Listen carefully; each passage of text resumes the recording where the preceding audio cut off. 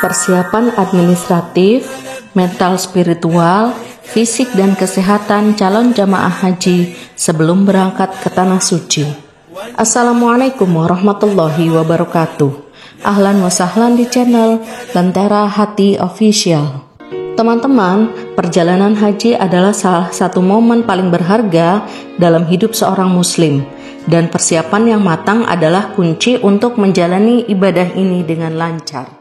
Salah satu aspek penting dalam persiapan ini adalah memastikan semua perlengkapan, baik yang terkait dengan administrasi, persiapan mental dan spiritual, serta persiapan fisik dan kesehatan calon jamaah haji sudah dilengkapi dan dipersiapkan dengan sebaik-baiknya. Apa sajakah itu? Yuk disimak. Poin pertama adalah persiapan administratif. 1. Mengecek kembali kuota atau porsi keberangkatan di tahun berjalan, misalnya di tahun 2025 ini, di kantor Kemenak di bagian haji dan umroh. Hal ini penting dilakukan di awal untuk memastikan bahwa teman-teman namanya masuk ke porsi tahun ini ya, baik sebagai jamaah reguler maupun sebagai jamaah cadangan. Sambil dipantau terus ya teman-teman, karena jamaah cadangan bisa naik level ke porsi jamaah reguler. Nama-nama jamaah cadangan juga biasanya rilis dalam beberapa tahapan. Bisa jadi yang sebelumnya namanya belum masuk, bisa tiba-tiba masuk sebagai jamaah cadangan. Jadi terus dipantau ya.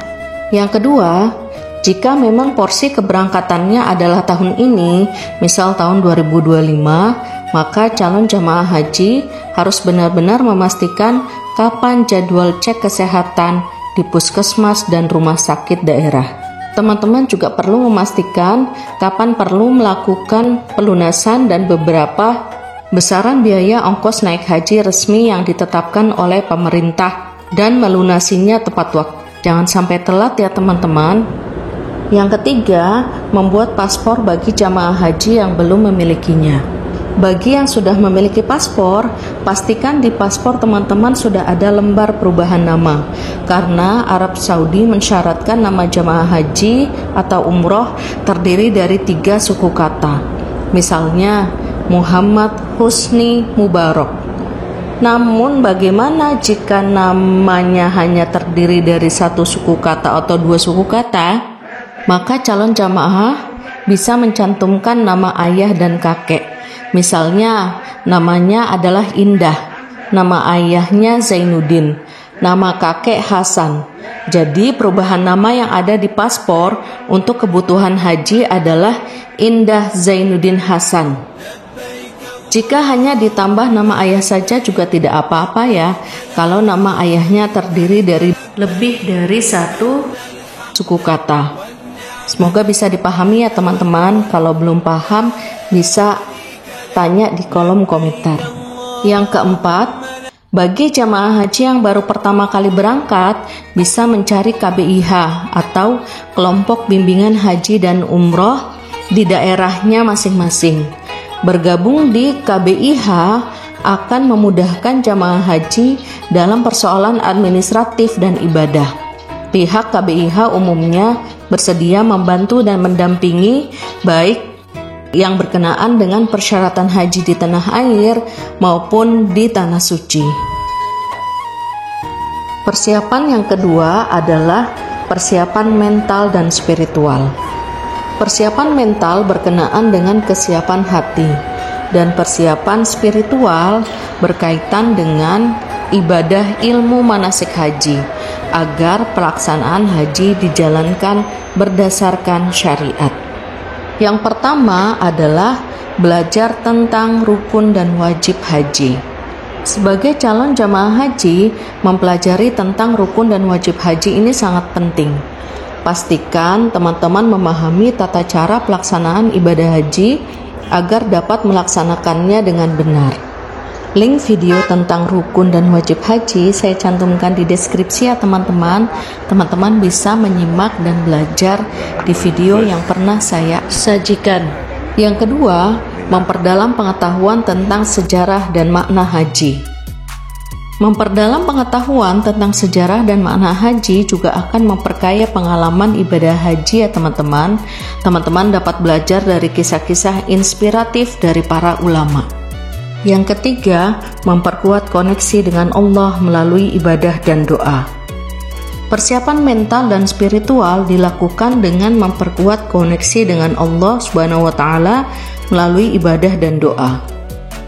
Mulailah dengan sholat wajib tepat waktu, melaksanakan sholat sunnah rawatib, dan sholat sunnah lainnya, seperti sholat sunnah duha, tahajud, sholat hajat, dan sholat taubat, serta berdoa agar diberikan kemudahan dalam melaksanakan ibadah haji. Jangan lupa memperbanyak sedekah juga ya teman-teman. Persiapan yang ketiga adalah persiapan fisik dan kesehatan. Yang pertama, melakukan cek kesehatan haji. Sebelum berangkat haji, calon jamaah haji diharuskan melakukan cek kesehatan haji di tempat yang sudah ditentukan, yaitu di puskesmas area kelurahan atau kecamatan berdasarkan domisili atau tempat tinggal jamaah haji. Pemeriksaan dasar yang biasanya dilakukan oleh calon jamaah haji di puskesmas adalah cek darah, cek urin bagi perempuan, tensi darah, melakukan vaksin meningitis, dan vaksin influenza. Terkait biaya yang dibayar oleh calon jamaah mungkin saja di setiap daerah berbeda-beda ya. Calon jamaah bisa bertanya langsung ke petugas kesehatan haji di puskesmas masing-masing terkait dengan biayanya. Setelah cek kesehatan di puskesmas, calon jamaah haji kemudian melanjutkan pemeriksaan kesehatan di rumah sakit daerah masing-masing. Dalam hal ini, untuk calon jamaah haji yang memiliki penyakit yang perlu ditindaklanjuti, biasanya harus melakukan pemeriksaan atau kontrol kembali secara pribadi. Jika calon jamaah haji dinyatakan sehat atau layak berangkat, maka calon jamaah haji akan mendapatkan surat istitoah atau surat pernyataan bahwa calon jamaah haji sudah dinyatakan mampu berangkat menunaikan ibadah haji. Jadi cek kesehatan haji ini juga ikut menentukan apakah jamaah haji bisa berangkat atau belum bisa berangkat ya teman-teman.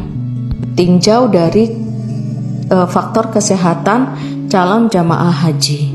Yang kedua yaitu menjaga kebugaran tubuh. Selain menjalani tes kesehatan, menjaga kebugaran tubuh juga perlu diperhatikan. Melakukan olahraga ringan dan menjaga pola makan yang sehat akan membantu teman-teman dalam menjalani ibadah haji dengan baik. Calon jamaah haji sebaiknya mulai membiasakan diri untuk melakukan aktivitas fisik seperti jalan pagi rutin ke sekitaran komplek rumah, dan ini menjadi penting mengingat ibadah haji dan umroh merupakan ibadah fisik. Contohnya saja nih, melempar jamarot. Jamaah haji harus berjalan untuk melempar jamarot melewati terowongan Mina. Jaraknya berbeda-beda tergantung dari tenda mana yang ditempati. Misalnya jika perjalanan berangkat itu 3 km, maka perjalanan PP pulang pergi berkisar 6 km. Ini baru satu ibadah saja ya teman-teman, belum ibadah-ibadah yang lain yang membutuhkan kesiapan fisik, seperti jalan ke masjid dari hotel, melaksanakan tawaf, sa'i, dan lain-lain. Demikian pembahasan kali ini. Dengan memperhatikan langkah-langkah persiapan sebelum berangkat haji yang telah disebutkan tadi, diharapkan calon jamaah haji dapat mempersiapkan diri dengan baik sebelum melaksanakan ibadah haji. Semoga Allah Subhanahu wa Ta'ala senantiasa memberikan kemudahan dan keberkahan dalam melaksanakan ibadah haji. Dan semoga yang belum mendapat panggilan melaksanakan rukun Islam yang kelima ini dapat segera menunaikannya. Amin amin ya rabbal alamin. Terima kasih, semoga bermanfaat. Wassalamualaikum warahmatullahi wabarakatuh.